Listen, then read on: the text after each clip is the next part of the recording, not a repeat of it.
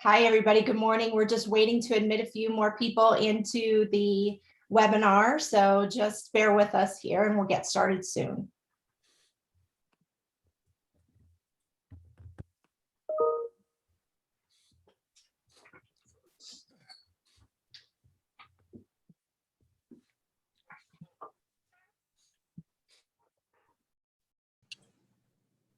Do you have everybody in, Michelle?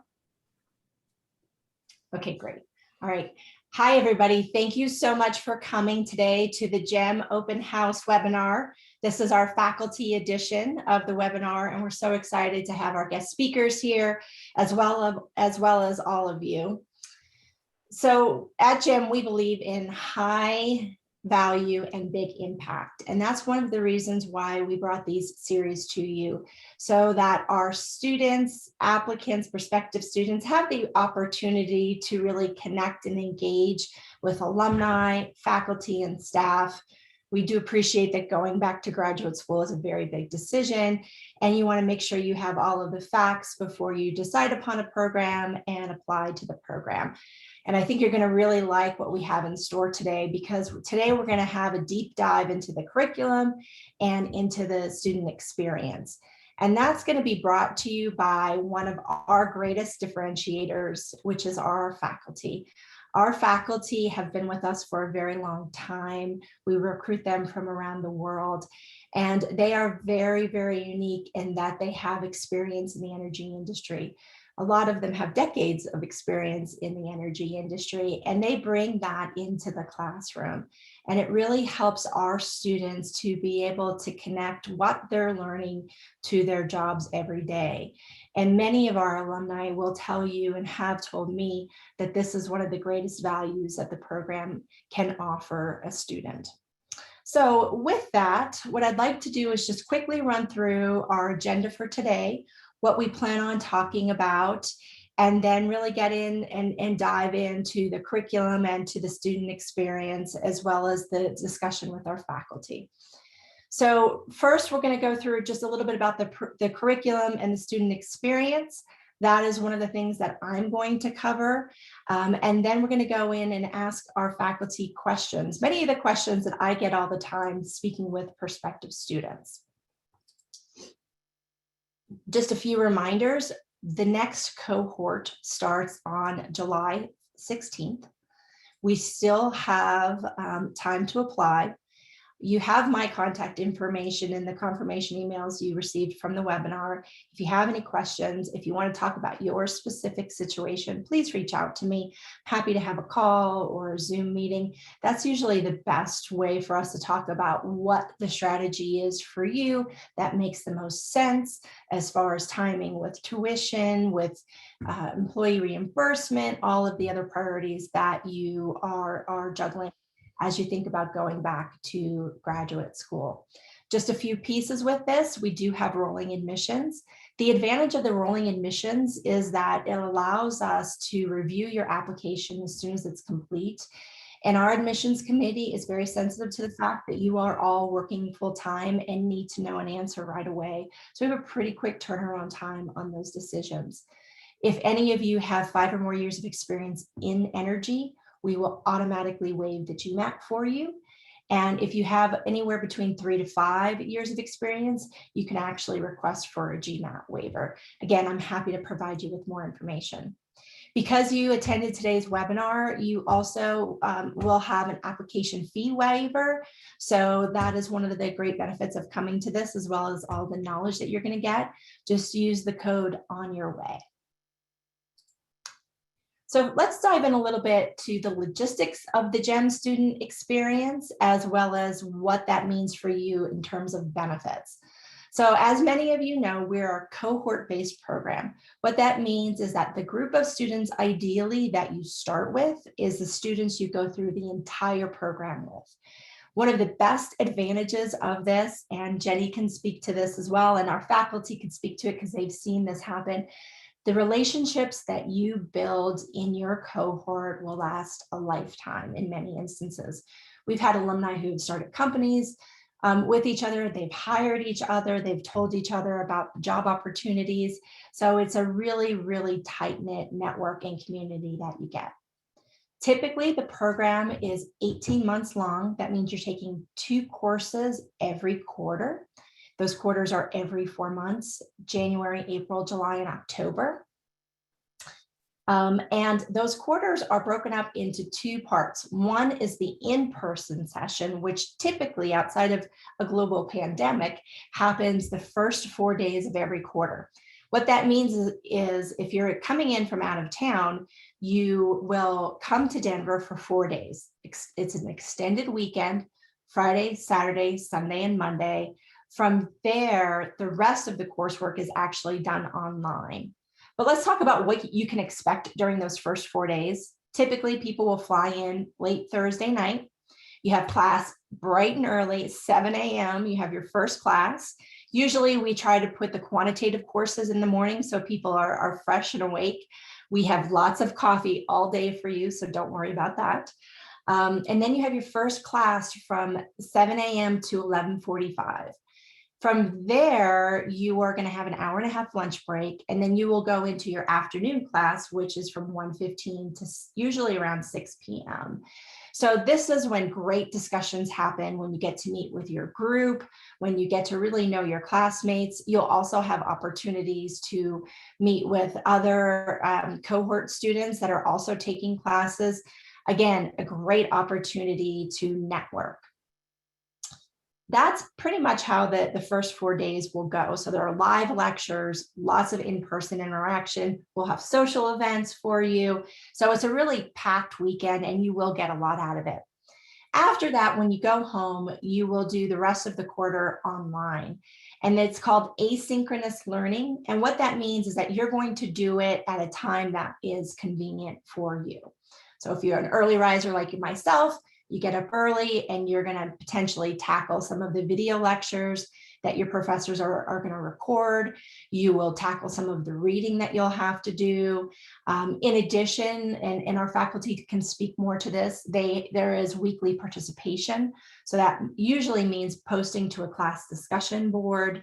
But it's a pretty engaging online experience, and you can expect to spend, depending on the class and depending how well you know the subject matter, 7 to 10 hours a week per class. Also, a big part of the GEM program, and this really helps to build those solid bonds and relationships, are our group projects. The group projects really help to hone your learning and to tailor it. So if you are interested in moving into the renewable energy sector or the utility sector and you want to learn more about that, that could be something you can work with your group to do a project on a particular company in that sector or a particular issue that is going on. One last thing I am going to relate to all of you is that we know that you're a full-time professional and that this program was designed for you in mind. So we do add some flexibility into the program. And my colleague, Michelle, who is online with us today, she leads all of our student success and our student affairs efforts. She will work with you. So if there's a situation where you can't start on those main terms of January or July, but you are interested in starting, for example, this year, we could talk about starting in October and then what that means for your degree plan. We often have students in the program who get promoted, who get a new job and have to move, or maybe they're having a really busy time at work and they have to only drop down to one class. Michelle's here and she'll help you with that, and she'll help you develop your degree plan. So we try to be flexible and work with you because we know you're juggling a lot of priorities. The next thing I want to talk about, and I think this is something that, again, is GEM's, one of GEM's big differentiators, and that is that our curriculum it's a very real world curriculum, but it's been developed and identified as having 4 main competency areas. And these are very tangible. So as you go through and you're thinking about what graduate program to choose, you want to figure out, okay, what is the curriculum all about? What am I going to learn? And how is that going to help me? What is the knowledge that I'm going to attain through this program, and what skills is it going to help me build, and how does that relate back to my job progression, either at my company and the career progression plan that they have for me, or how I want to navigate my career as far as, do I want to transition to another sector or another company, or in some instances, a lot of people use this degree to move completely out of their discipline. So if they may come from a very technical background and they want to go into more business planning and strategy role, they can use that because this program will give you that business knowledge that you need. So with the GEM program, we have an advisory council that's very active, as well as our faculty. And we came together to identify these 4 competencies. And these are the things that you should be able to achieve by the time you graduate from the program. And what you'll notice here is that they're grouped into key areas that you probably recognize from your own career planning document that you have at your workplace. So they're the core competencies, which is ethics and integrity, practicality, working in teams, communication. There's a heavy emphasis on business acumen because it is a graduate business degree. So all of that includes financial management, energy economics, decision-making and strategy, and a very key part, negotiations. Then we go into learning, leading and managing. We have business management, organizational leadership, which is so important in today's day and age. I think COVID's also taught us that having good leadership makes all the difference, collaborative learning, and also strategy. And finally, the energy industry expertise. Throughout all of their curriculum, this is completely focused on the energy industry, and we cover every sector of the industry. So you will also gain general industry knowledge. You will gain specific sector industry knowledge, how to manage your stakeholders, which is so key to an energy company's success, as well as how to be interculturally and internationally effective. These 4 competencies are then tied into the learning outcomes that we have for the program. And those learning outcomes then are mapped in addition to our learning objectives for each class. I have a very detailed document on this. I would encourage you to email me. I'm happy to send it to you if I haven't already done so. I know we've got many accepted students on the call here as well, but this really is a great document, and it gives you a lot of tangible understanding of what you're going to gain in each class of the GEM program.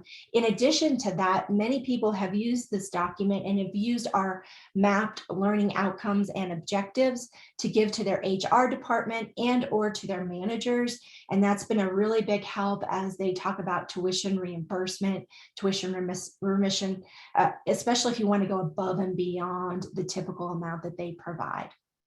So I'm going to stop there. I'm happy to talk with anybody outside of this. I just want to be very sensitive to time because we have a lot of really good discussion planned with our faculty. And at the end of our webinar, we certainly have time for questions as well with our faculty speakers, but also with Michelle and I as you go through the curriculum and you have everything to hear today. We're happy to answer any questions you may have. So with that, I'm going to introduce briefly our speakers, and then I'm going to have them go around and introduce themselves because they will do a much better job than I will. So with us today, we have Jenny Brett. Jenny is the Director of Operational Excellence at RES. She is also a GEM alumni. She is a GEM faculty member and a member of our advisory council. So we're very happy to have her here. Next, we have Dr. Janie Shermac, who I think has been teaching with us, Janie, since the second cohort, maybe second or third, I think. So, and we're on number, we're about to admit number 25. So just to give you a point of reference. So Janie has a background in oil and gas and is now holding a professor of economics seat at the University of New Mexico. Along with Janie, we have Dr. Mike Orlando. He also has a background in oil and gas, but now has moved off. And again, Mike, you have such an amazing background. I'll let you talk about it, but Mike teaches our finance classes and some additional classes that we have. And he's the managing director of Echo One Research. And then finally, we have Stephen C. Stephen has been with us also for a very, very long time. He teaches a lot of our HR human capital courses and leadership courses. He is the former head of leadership development with Saudi Aramco. So we're really happy to have these speakers here. And then last but not least, my wonderful colleague, Michelle Motley, who heads our student affairs. So I'm just going to go around. Michelle, if you would start, and then if you all the speakers can go in and just introduce yourselves in the order that I introduced you, that would be great. And then we'll go right into the questions. Hi, everyone. So happy you could join us today. As Kathy mentioned, I am the Associate Director of Student Success.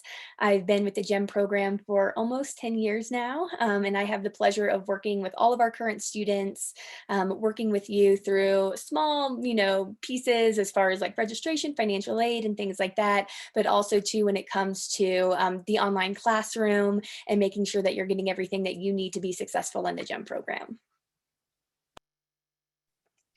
Everybody, Jenny, Brett, and I teach the renewables course. And I will say in that context of that whole blob sides, my class covers a lot of that, and you're going to have it usually at the end. So it's a nice way to get some renewables experience and then make sure to check in on all the other great things you learn from the other professors.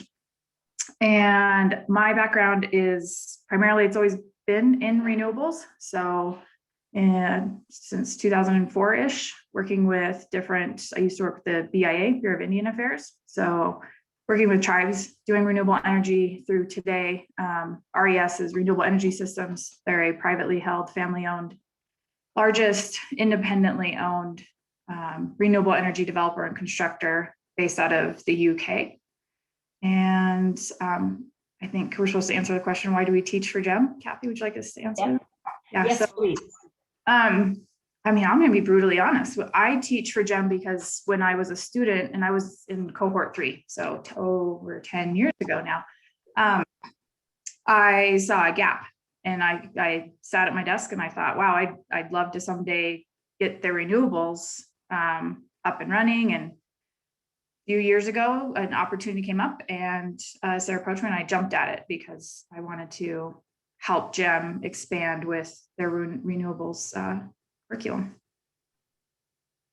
Thank you, Jenny. All right, Janie. Hi, I'm Janie Shermac, and I'm a professor of economics at the University of New Mexico. My background is I started life as a geologist and actually worked in the uranium industry as well as the oil and gas industry for several years. Because of a downturn in the oil and gas industry, I went back to school and got a PhD from the Colorado School of Mines in mineral economics. And so I focus my academic career basically on energy economics, resource economics broadly defined. The work that I focus on started off with things like the optimal production of natural gas wells from tight gas sands. So that goes back several years. That morphed into looking at the relationship between the production of energy and water use, because I'm in the Southwest and the water situation is dire most years. And now in the last few years, my work and my research has kind of come full circle. I'm focusing back in oil and gas in terms of the production, but also the newest work that I've started to do is focusing on carbon capture, utilization, sequestration, and in a project that is in the Four Corners area, basically. So, my experience is both economics and geologic in background. So why do I teach for GEM? When I was first approached about teaching for GEM, it was just that this sounds like a really great program because of the students and because of the philosophy. Why I teach for GEM is because I really love energy economics, but I also really love students who are engaged in what they're doing. And so the students that I've seen in the program in the last 10 years are just utterly amazing in terms of their passion, their knowledge, and their commitment. And so that's what keeps me coming back, as well as the fact that this is a great program in terms of its breadth and depth. And I can't say enough about the folks that you've already interacted with in terms of Kathy and Michelle and Sarah. So that's why I'm in GEM. Thanks, Tony. All right, Mike. Hi, I'm Michael Orlando. I teach the corporate finance course, the core course in the main program, and then I teach a political risk analysis and strategy course, and I developed on the Coursera platform for the program an overview course that you can find through one of those massive open online platforms. My background in the industry, like Janie, I was a petroleum, well, not like Janie, I was a petroleum engineer, not a geologist, but also started in the oil industry. And early on, so my first step away from there in some sense was my first job was with Shell in New Orleans, and for a 22-year-old man, an engineer's salary in New Orleans was a dangerous thing. So I quickly tried to soak up some of my time doing what you're thinking of doing, which is I started an MBA program at night at Tulane, and that's where I got interested in economics. Then I left there and went to Washington University in St. Louis.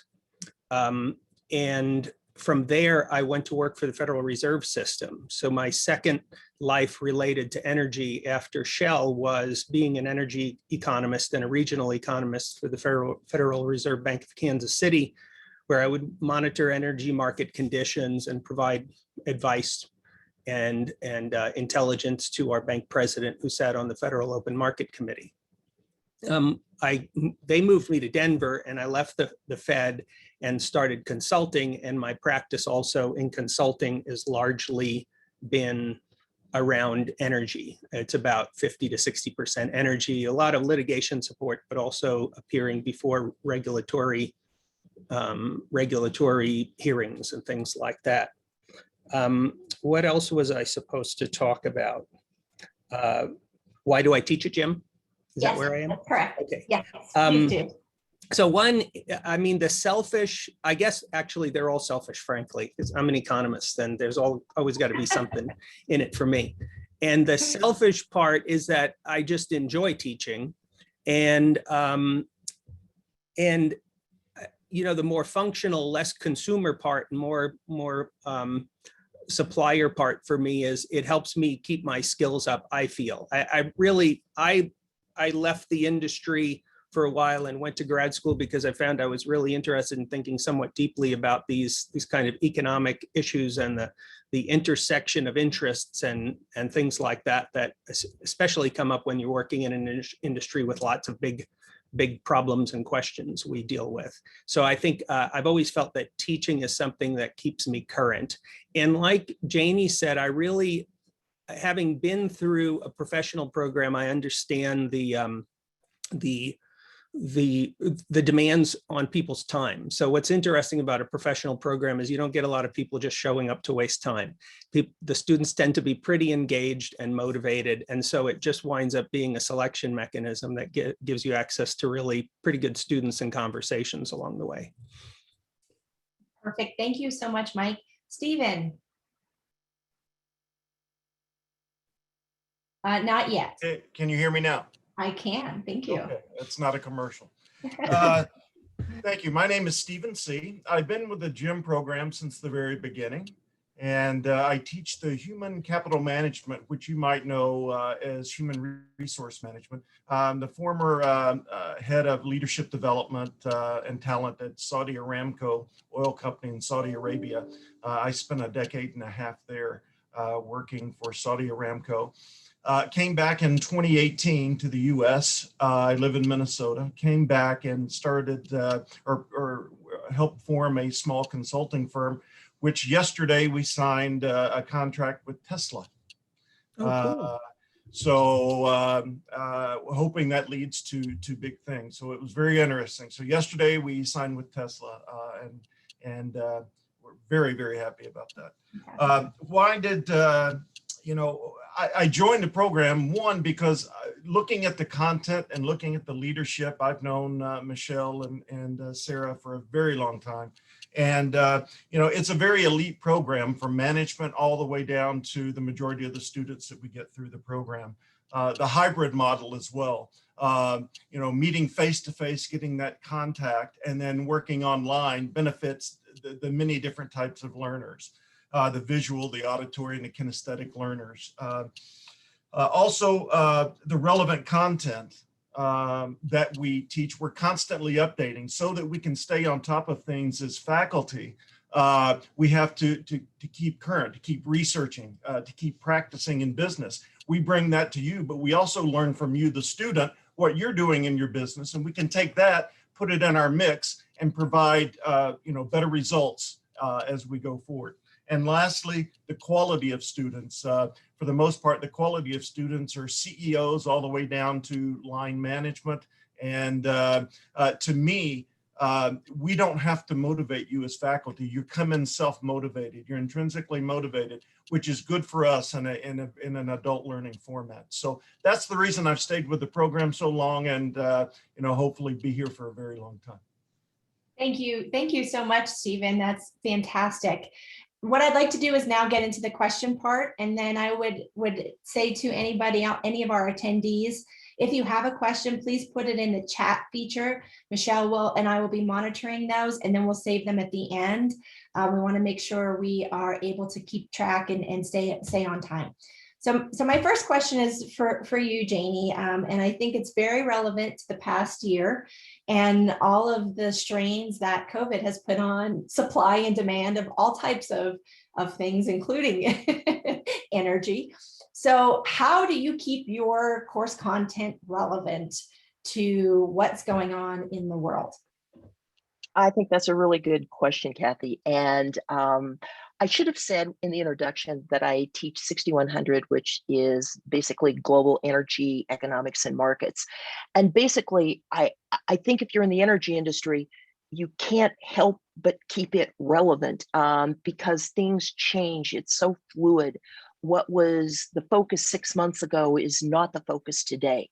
And so basically the way I approach it is that economics provides a set of tools with which you can evaluate markets and different aspects of energy or any market, as Michelle or as Kathy suggested. So with that, what I try to do is I try to provide the foundations in terms of what is a market, what are the market characteristics, how do different types of energy markets then fit within this kind of spectrum of market types, and what should we expect in terms of prices, what should we expect in terms of shocks and how it would impact a market, who are the players, is there market power? That's all of the stuff that you need basically as your foundation. And then what makes it great is because you can apply it to anything in the world, quite frankly. And so what I do when I teach this course is I base my lectures and I base my examples on what's happening in the world at that point in time. So for instance, last January, when I started teaching, I wasn't really planning on using the Texas electricity crisis as an example, but that's what we used. I wasn't planning on using a ship getting caught in the Suez Canal and the impacts, but that's what I used. And so basically it's use the foundations, try to use examples that are relevant to the people who are in the cohort that I'm teaching at that point in time, and then to draw on real world examples. And so to always use what's current and what's relevant in order to try to get the aspects across that I think are important, but also to provide students with the ability to use the theories and to use the concepts that we're developing. And I'll stop there. That is fantastic. Any of the other faculty, would you like to comment on how you try to keep your course relevant? I know you all do, but I don't know if you have anything else to add to Janie's answer. My answer to your next prompt is probably going to build a lot on that. So I won't bother contributing now, or I won't have anything to say. All right, well then thank you for that wonderful segue, Mike. So one of the things you all who are attending have probably heard, you've heard the backgrounds of our faculty. And, to Jenny's point, when we started this program, it was really focused on oil and gas. We've worked very hard over the past 12 years now to integrate this curriculum. And GEM is truly an all energy program. And so that's why this question is so important. And so I'll let you piggyback on Janie's answer, Mike, but also tell me how you make GEM an all energy program, especially in a course like finance. How do you merge the industry sectors? What flexibility and leeway do you see students take to maybe study a particular area that they're very interested in? Right. Well, so finance is one of those things that you just can't avoid doing some of the hard work of getting in the weeds and doing the computations. And so one thing I do is I try to very intentionally in the assignments themselves build a lot of diversity. So we like last night I was up late, which is why if my tiredness comes across, I apologize, but I was up late grading cases, and that's an LNG case. It's one of the big assignments that we do in the class. And then, but just this past week, the office hours were really focused on a solar panel installation investment case. And I try to build these assignments to, even though they're getting at, say, deep fundamental financial concepts like an agency problem or information problems or other governance issues, I build them specifically around a diversity of different applications. So students all have something that they feel like from the subject matter they're a little bit familiar with or interested with. And also the students who tend to come to this program, frankly, are interested in a diversity of perspective. There are other programs that are more narrowly focused, but in this program, even the students who may be coming from oil and gas, they want to understand what's going on in some of the other sectors and vice versa.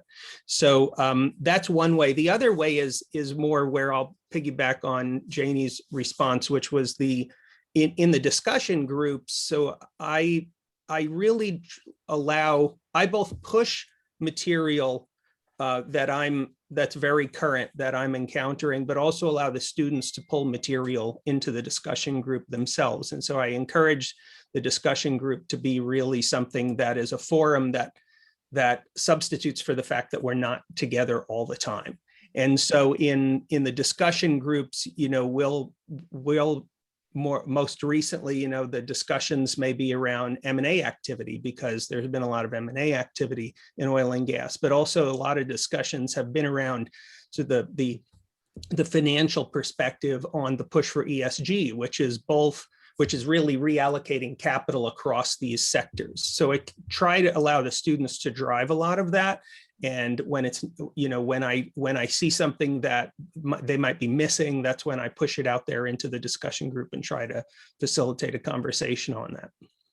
That's fantastic, Mike. Thank you so much for both of those answers. Any of the other faculty, would you like to piggyback on what Mike has said there? Or again, I don't want to steal your thunder from your answers that are coming up.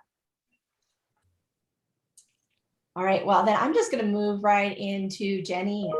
Jenny, so you have a really great perspective of this program because you are an alum, a faculty member, and a member of the advisory council.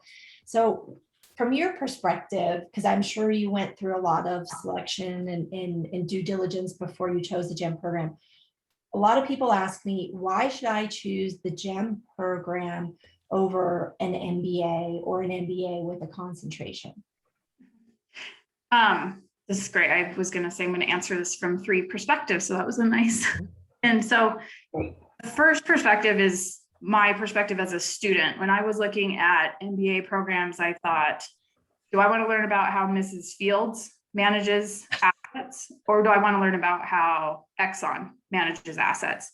And because I was in the energy industry, the answer was very clear to me. I wanted something that I could take from the classroom that morning and use it at work. And I would do that. So as different classes were going on, I'd find a situation at work and I would deploy that. And I remember reading an article that had some financial data about Excel Energy, which is a utility in Colorado. And I thought, I think I just got all of the inputs I need to calculate their WACC, their weighted average cost of capital. And I did it, and it was so cool because I just learned that in class, read an article, all of a sudden things started clicking for me. I'm that type of learner where I read the book, I listen to lecture, I have to go to lab. It kind of sucks for me, but that's how it is. I have to do all three. And that afforded me that perfect opportunity because I was in energy. I instantly was able to apply everything I was learning every day for 18 months. So that's why I did it as a student. I wanted something that was extremely applicable to what I was doing. And I obviously have a passion for energy. So then from a hiring manager perspective, so if I put on my professional hat,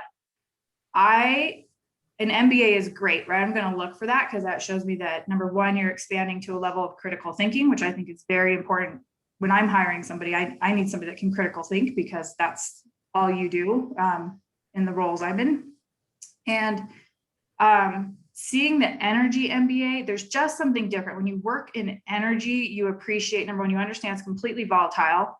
You understand it's often very chaotic, unpredictable, not linear. My students always hear, it's a 20-lane highway and you are trying to keep every single car from a Ferrari to a Yugo going at the same and arriving at the finish line at the same time.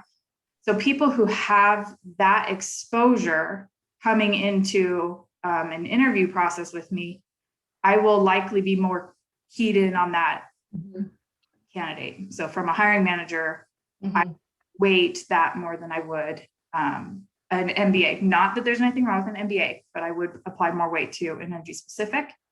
And then from the third cap, being an instructor in the program, the depth of the conversations that we can get into is amazing. We can go so deep with the collective knowledge base, and not all of your peers are going to be from the energy industry. So it's a great kind of teach the teacher type of a situation where I sometimes stand in the back of the classroom because there may be a student in my class who has more up-to-date current experience. I really focus on wind, solar, and storage in my day job, but I might have a student who's really dug deep into green hydrogen or something, and I'll take the back of the class and they get to teach and dig deep and get feedback from their peers, and that goes to building that community that you get. This isn't just an undergrad.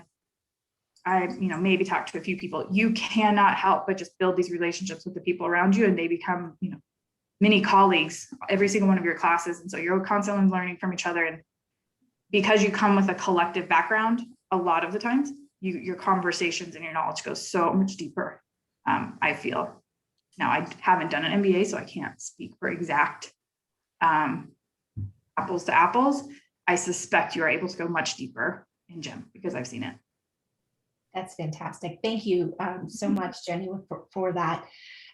So now I'm going to move on to the HR capital piece, and I have a question for Stephen. So Stephen, and I know this from experience because I've seen you work with students outside the classroom, but tell me a little bit beyond the classroom. So we've dived into what happens in the classroom.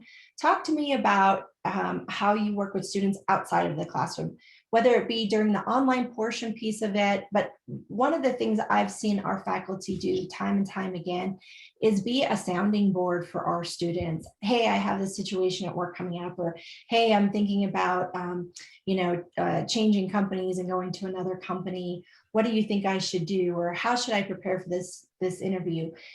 Because you've been with the program for so long, can you speak to your experience in that area? Certainly. I can give you an example from a few hours ago. I was here at the, reading some of the discussions in a class I'm currently teaching at GEM.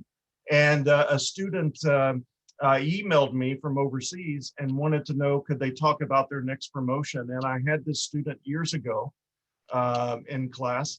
And I set up a Zoom call at midnight last night. And I think it was 8 a.m. their time. And so we're talking about how to get that, how he could interview for that next promotion. And and things he could do. So yes, it is a sounding board, but a lot of coaching opportunities come out. I still have students emailing me from 2010 course that I taught, the cohort that I taught at Jim.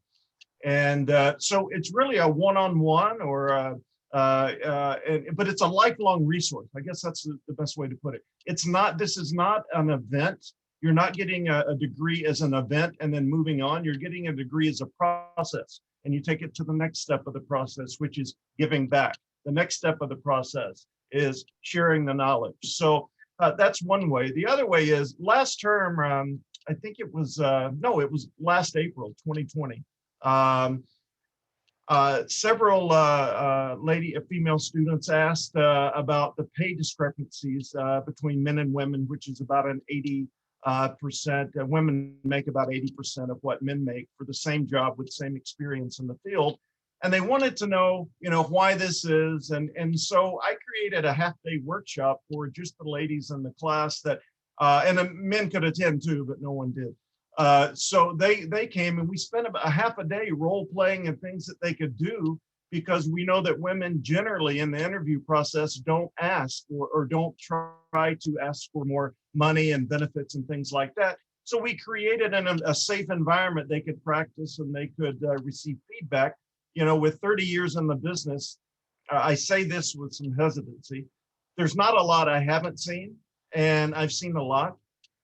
So I gave them, not only what I know from experience, but what others have shared, and they were able to take that and use that. So not only are we a resource in class, we're a resource outside of class as well. That's fantastic. Thank you. Wow. I wish I would have known about that. I would have hopped in on that workshop as well. That's a really good skill to be able to have. So now I'm going to have you both, the faculty piggyback on a couple other questions here because we've got a little bit more time left for questions. This first one is going to go to Janie and to Mike. And I'm specifically going to ask you two because I've seen your syllabi. I know what you expect of students with it being an economics course and a finance course, and having to stay on target each week with your courses is really key to successfully completing those courses. So we deal with full-time professionals who are juggling families, they're juggling a lot of responsibilities. Usually the people who come to this program are doing really well at work, which also means they're really, really busy. How do you set up your class? And then when you're in class, how do you work with somebody who is working full time? And how do you design your class so they can be successful and do all of these things at the same time? That's a really good question. And if you speak to past students, they may say, I don't do it as well as I should sometimes. But I think it's a combination of things. Normally, my course is towards the beginning of the curriculum. And so one of the things is that might be one of the first courses where they come in and they're trying to figure out how to balance everything. And it's hard. I know it's hard. I actually went through one of these programs many years ago as a master's student.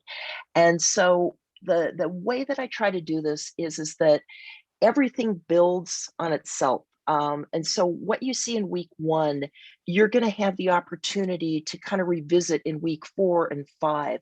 So if you don't get it the first time through, that's okay. You're going to see it again. I have a number of readings that I have in classes, and this is one of the things that I've changed over time.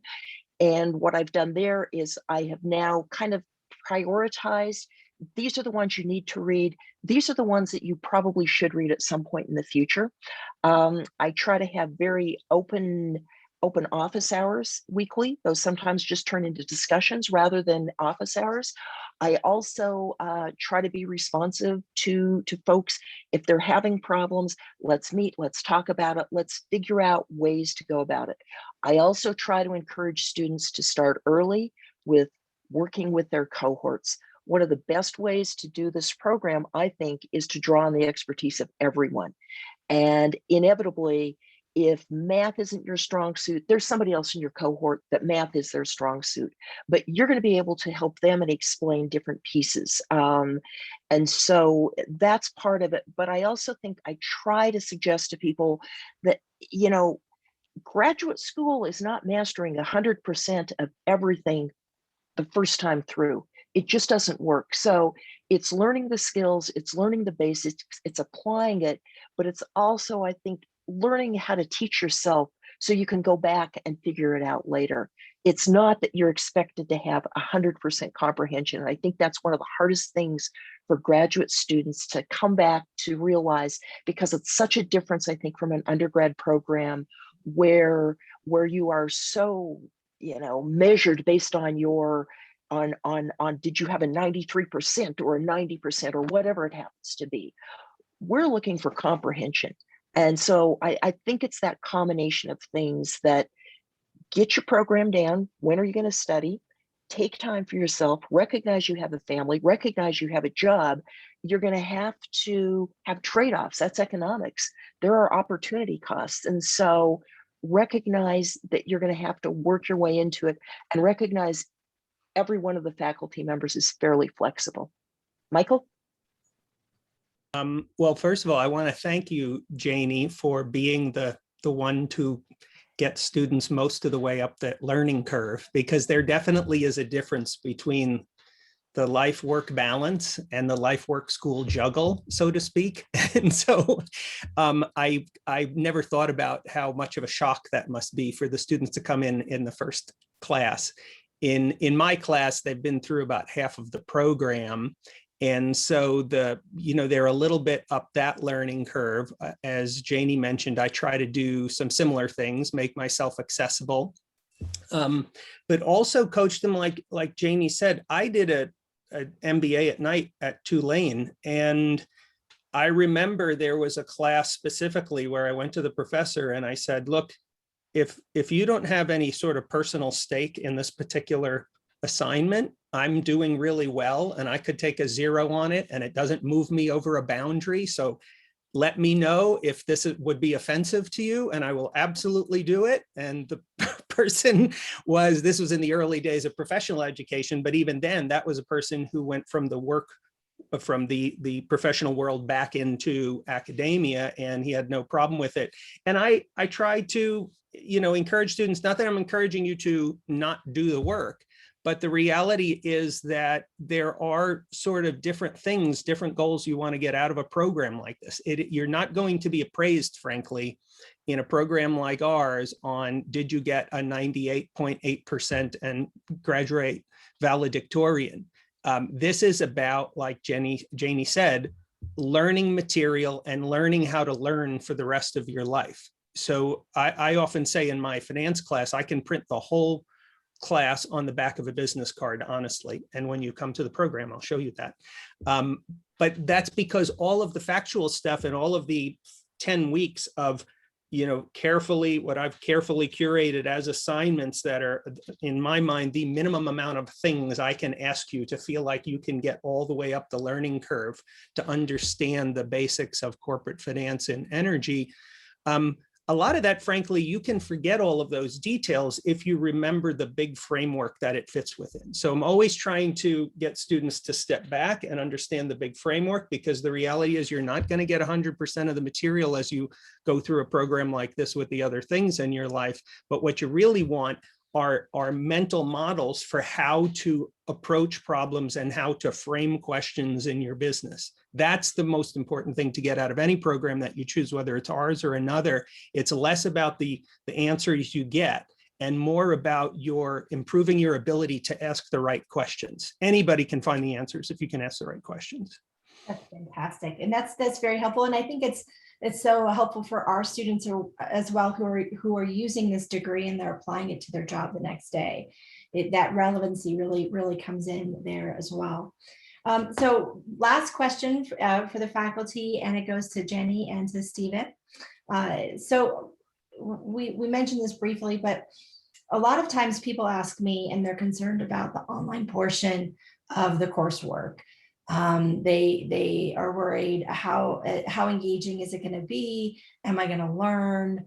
I like the flexibility of it, but I'm worried I'm not going to get as much out of that.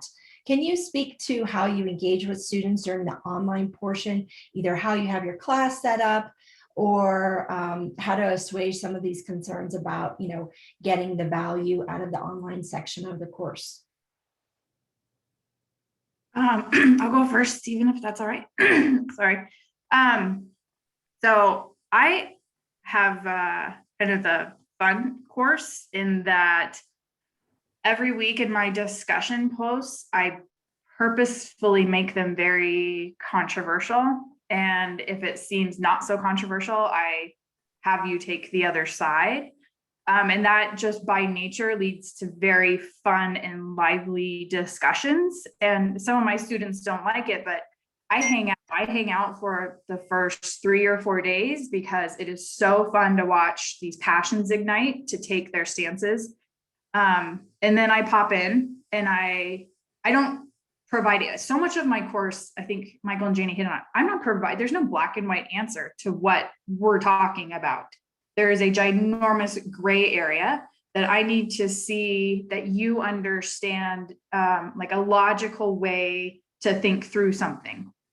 And so I do sit back, and if I see somebody needing like a little bit of help, I pepper in what I call, food for thought. And that usually ignites the conversation again. They're like, oh, I hadn't thought about it that way. And they keep going.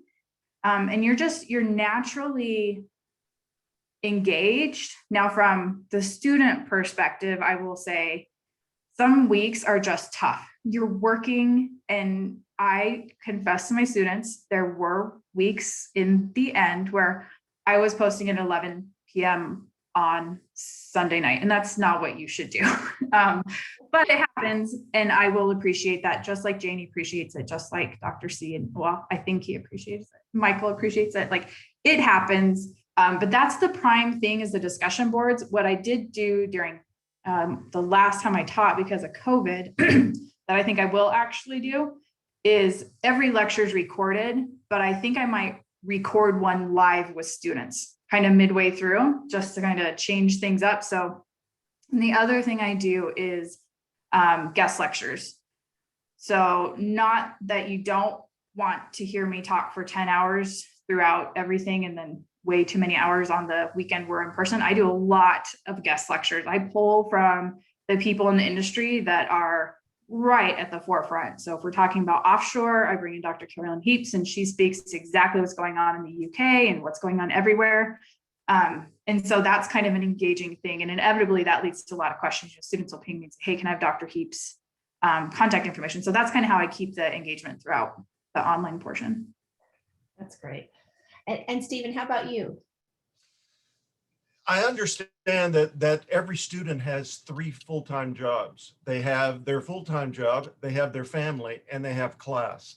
And so it's a big undertaking but it's a small, it's a big task for a bigger reward. You spend 18 months and then you get, you get to reap the benefits of having and learning through the GYM program. So to keep people engaged, I have some very interesting and very relevant discussion questions. But what I've been doing as of late is having live sessions 1 to 2 times throughout the 9 weeks after the first 4 days. And that keeps things lively. Also, I participate in the teams and the breakout groups and their live sessions. I'll pop in and answer any questions and help them stay engaged. And again, the one-on-ones, I probably meet once or twice every term just to answer any questions, a mental health check-in, if you will, because it's a full-time job, but it's a small price to pay for such a great reward in the end. That's fantastic. Thank you. Thank you so much. Michelle, I see we have a couple of questions here. Do you want to tackle a couple of those? We have a couple more minutes. We have 5 minutes left, so we're doing great on time. Thank you, everybody. Yes, there was some good questions coming in. I'll answer them, but I would also like the faculty to jump in too, because I think that you'll have perspectives on this as well. So one question that we got is there any prerequisite coursework? I have a geology and law background, but little experience in economics, finance, etc. Are the business-oriented courses suitable to all levels of knowledge and experience? So we do not have any prerequisites for the GEM program. What we do is we build the courses on each other. So for instance, Mike's finance course, you're not taking that in your first quarter. We wouldn't do that to you. So you're taking that in your fourth quarter after you've already had Janie taking economics, after you've already had your accounting courses. So the courses, again, they do build on each other. You do not have to have that business background. We often see in energy, and again, faculty can speak to this, is a lot of students kind of just happen into it, especially those who are in like landmen. They might have psychology degrees. They don't have that business foundation. And so we understand that coming into the program. And then even I thought Janie brought up a great point in her class about her concepts building on each other too. And I know that Mike does that in his course as well. So you don't have to worry about prerequisites, and I don't know if any of the faculty want to speak to that. But one thing too I wanted to bring up is we are adding in for new students into the program where you'll take, it's called MBA Math, and it's a course that you'll take prior to starting the program. So once you're accepted, and it's not a full like 10-week course that you have to take, but it's basically to start exposing you to business concepts and those foundational pieces to get you prepared to take the program. We've had students who have done this in other programs in the business school for like our one-year MBA program, and they found it really helpful. So you're not just like, all of this is very new and you feel overwhelmed. We don't want you to feel like that. So this is a great way to kind of, again, get you introduced to these concepts going into the program. Yeah, I'll just comment real quick, Michelle. So first of all, I think the MBA Math, if that's what you call it, like we had when I started my PhD program, I think most PhD programs now do a summer, basically they call it like a boot camp or a workshop that is just learning, frankly, a lot of the tools, what's in the toolbox that you need, some skills on Excel and things like that.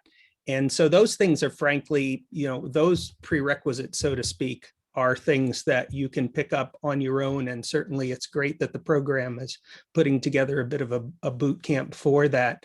I know a lot of students come into finance a bit intimidated because a lot of students in this program don't come in with a big finance background. So I can tell you, I specifically structure mine from, also one of the reasons I like teaching in the program is I like to start from the fundamentals. So we start from time value of money concepts, maybe not quite as far back as Janie has provided some foundation. So when they come in though, I step back pretty far to some of the concepts that Janie has probably laid the groundwork on, and we build up into the decision-making tools that you typically get out of a finance course from the ground up. It's a bit of a challenge sometimes in this program, granted for the faculty, because the students do come in with a very diverse set of skills and backgrounds. But I haven't found it, I've been teaching in this type of format for 10 years in the subject of finance, and I haven't found it a challenge for any of the students. Some of them come in with some of them are finance professionals when they're in the class. Some of them are looking to transition to the energy industry and they have a history degree. So it is a diverse set of backgrounds, but I think we have a track record of making it work. Thank you. Thanks, Mike. All right, the other question that we received was, sounds like you explore alternative uses of energy sources, creating green blue hydrogen, energy for crypto mining, supporting CCS, thermal storage, etc. Something that we're looking for in the nuclear industry.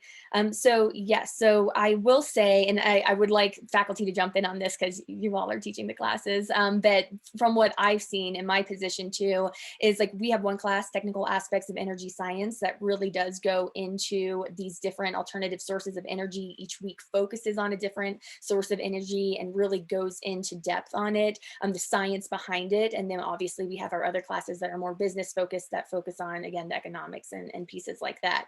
So we do look to explore different areas of energy. We don't want to be, Mike said this, Kathy said it, we don't want to be just an oil and gas degree. Our students come in from all different backgrounds, our faculty have different backgrounds, and we really do appreciate that and want to encourage that in the classrooms. And I don't know if anyone has anything else to add.